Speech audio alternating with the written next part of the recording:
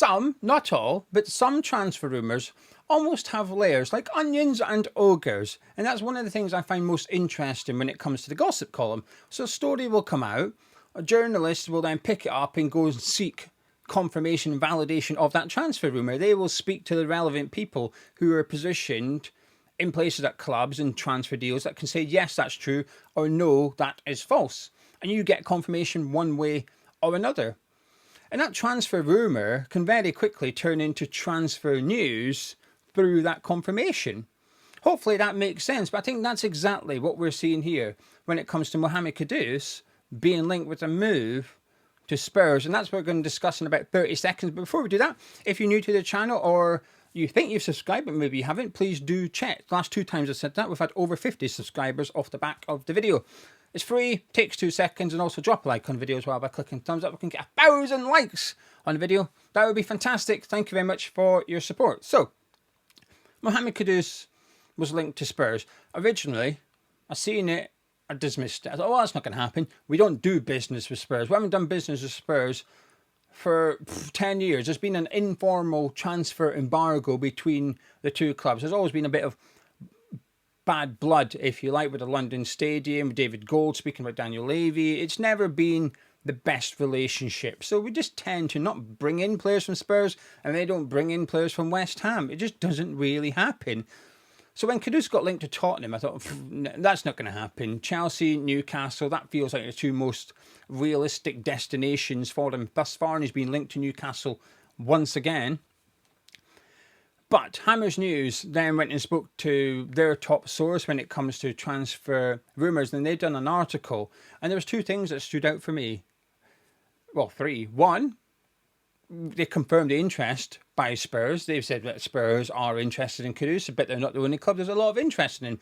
Now, whether that's true or not, I think you can take that with a pinch of salt, because they would say that the more teams interested, or the perception is that more teams interested, the better for West Ham to try and get a bidding war. It's in West Ham's interest to make Chelsea think Spurs are interested, right? I think that's fair. 2 was the price tag, which is we wouldn't take anything less than 65 million. So the price tag's changed drastically. We know he has an 85 million release clause. I don't think anyone's expecting us to get that. I think you can hope for it, certainly. And you're allowed to have the stance, which is why I wouldn't sell him. You're perfectly entitled, as a West Ham fan, say 85 million or I wouldn't sell him. You're allowed to think that. The club will think differently, but you're allowed to have that belief. But the price tag coming out off the back of this rumour is now that 65 million is what we're seeking for Mohammed Kudus. And it feels believable and it feels realistic, because as I keep saying, we're in a desperate situation when it comes to selling players. We don't have that many players that we can sell, and the ones that we want to sell, there's little to no interest in some of them. So actually, when it comes to the more desirable ones like Kudus, unfortunately, we're sort of up against the wall a little bit. And I keep seeing it. There was someone said it on yesterday's video. Well, maybe we're pleading poverty, so to try and get the price down when buying players. I don't believe that, but if you do believe that, surely then you've got to believe that pleading poverty drives the prices of your own players down, right? You can't have it both ways. It can't work in your benefit when trying to purchase someone, but it doesn't go against you when trying to sell someone. You got to have it both, in my opinion. So 65 million price tag feels believable. I feel like that is a price tag we probably have set and we're trying to achieve. And it feels like I think we could get that as well. But number 3 was that we're willing to sell to Spurs. And again, I go back to us being under pressure to sell here. I don't think we can be too choosy. Again, as a West Ham fan, you're allowed to listen to this and go, no. He does not go to Spurs. You do not sell him to Spurs. Sell him to Chelsea, sell him to Newcastle, Arsenal, sell him anywhere but Spurs. You're allowed to think that. But ultimately, if Spurs were the only club to come in and put £65 million down on the table, and the next best bid was 60 million, the club are going to have to take what's best here. I would understand that. I think you just have to sell them to the highest bidder. And if that happens, hopefully it won't be Spurs, but if that happens to be Spurs, I think you're maybe just going to have to swallow your pride and shrug and curse yourself for being in this position that you can't reject it and take the second highest bid, even if it's a few million less. Say we're willing to take a few million less so you don't get him, because I'm already dreading watching Mohammed Kudus in a other Premier League shirt next season. I'm not looking forward to it because I feel confident that he will look better than he is at West Ham, that we haven't got the best out of him. And I put that down to the managers, not to Mohammed Kudus. Maybe I'm a bit too... It's funny, actually. This is where, when you discover subscribers' perceptions of your opinions, I find it interesting sometimes, because there will be people say, "Oh, you're always harsh on Kudus." I think I never blame Kudus. I always blame the managers. So if you think that's harsh, then you must really think the managers purposely set out to make him look bad, because that's almost like the next level of opinion to some extent.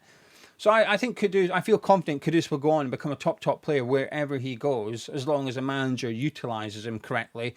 And when you're going to spend that much money, imagine the manager will utilise him correctly. I think St James's Park, by the way, I think is the perfect destination for him. I think he would excel there.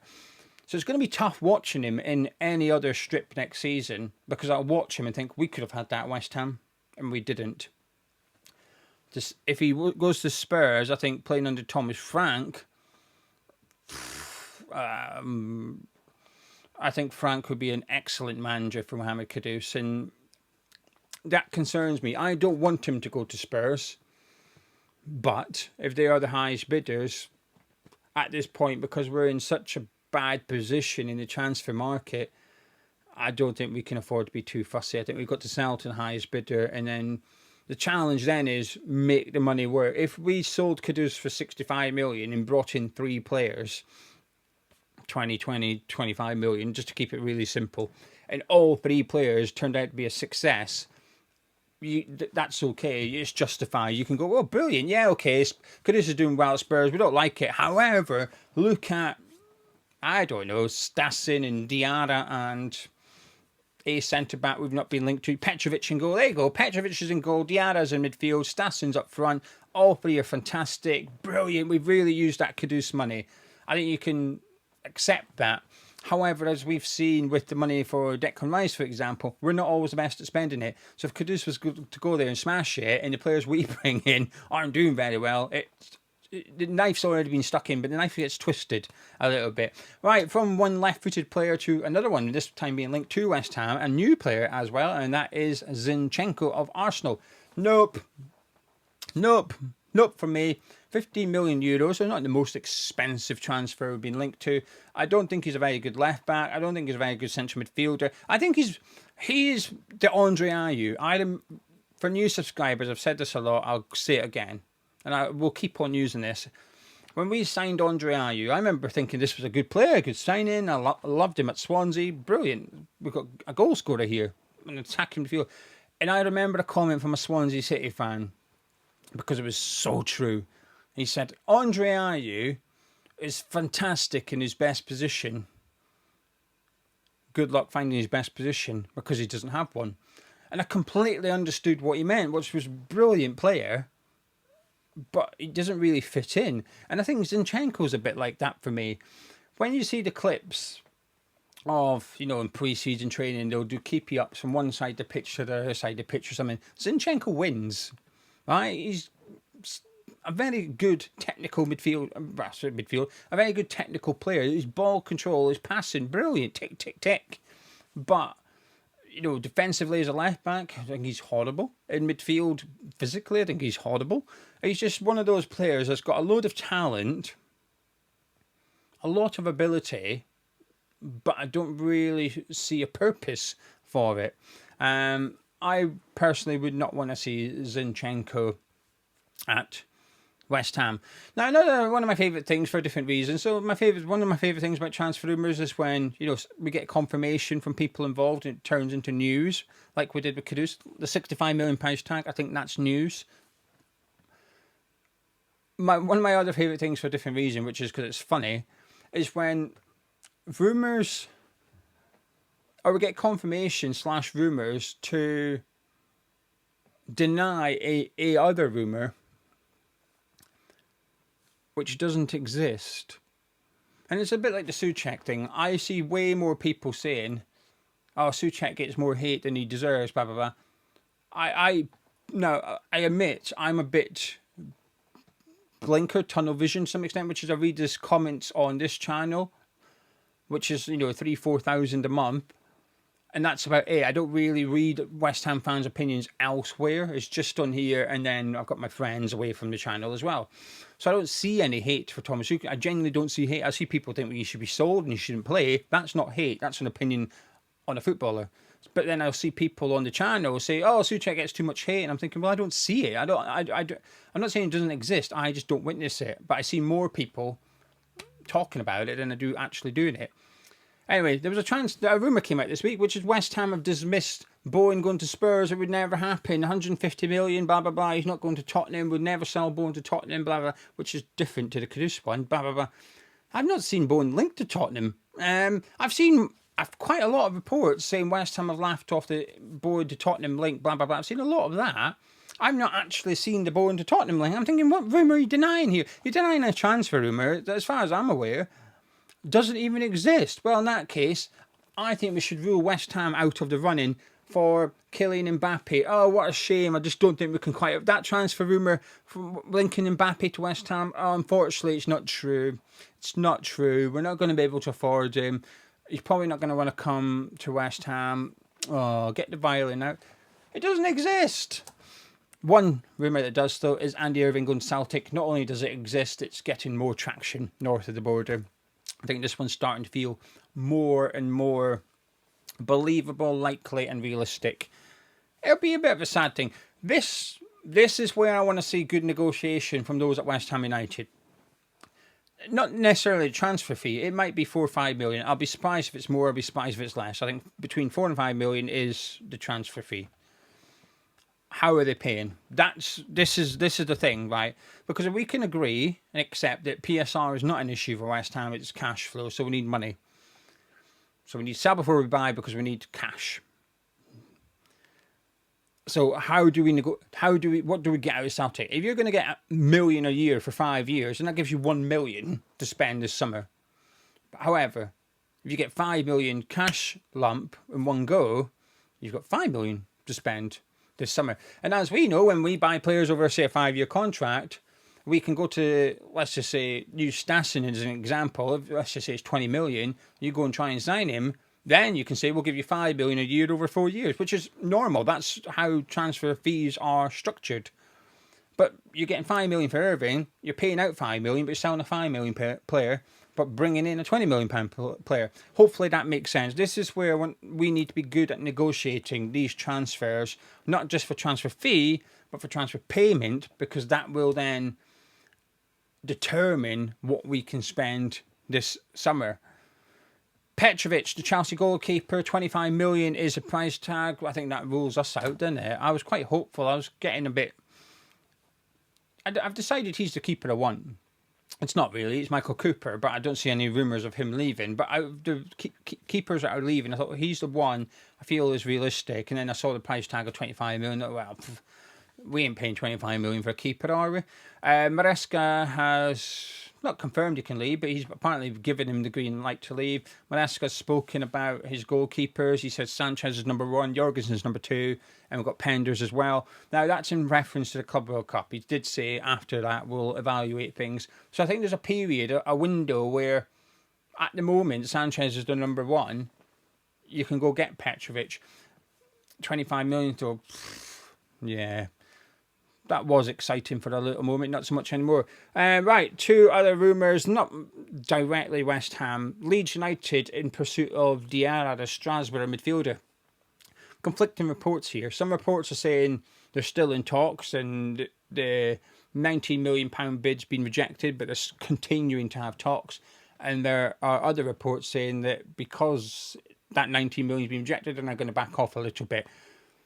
The reason this is important to us is because Express Employee has confirmed that Diarra is one of their main targets this summer for the midfield area of the squad. And this is where we need to be quick. This is where, if at the minute I'm calm when it comes to the transfer window, I'm actually chilled out in regards to the fact we haven't signed anyone. I have concerns and I'm worried about our ability to sign players because of Sullivan and Brady.